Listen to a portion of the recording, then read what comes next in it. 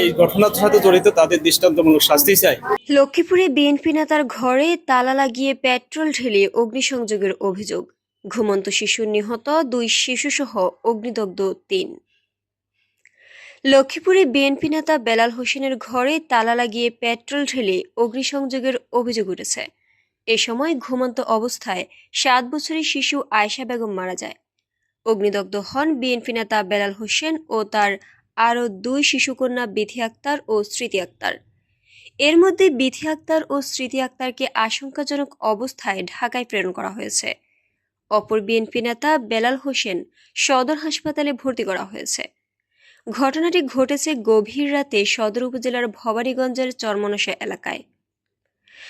BNP নেতাকর্মী জানায়, সদর উপজেলার ভবানীগঞ্জ ইউনিয়ন বিএনপির সহ সাংগঠনিক সম্পাদক বেলাল হোসেন ভবানীগঞ্জের চরমনসা এলাকায় নিজ ঘরেই রাতে স্ত্রী সন্তান নিয়ে ঘুমিয়েছিলেন। এ সময় ঘরের দরজায় তালা লাগিয়ে পেট্রোল ঢেলে আগুন ধরিয়ে দেয় দুর্বৃত্তরা। মুহূর্তেই আগুন চারদিকে ছড়িয়ে পড়ে। এ সময় ঘুমন্ত শিশু আয়েশা বেগম অগ্নিদগ্ধ হয়ে মারা যান। অগ্নিদগ্ধ হন বেলাল হোসেন ও তার 2 কন্যা। পরে স্থানীয়রা অগ্নিদগ্ধ অবস্থায় 3 জনকে উদ্ধার করে সদর হাসপাতালে ভর্তি করা হয়। পরে অবস্থার অবনতি হওয়ায় উন্নত চিকিৎসার জন্য বিথি আক্তার ও স্মৃতি আক্তারকে ঢাকা বার্ন ইউনিটে পাঠানো হয়েছে।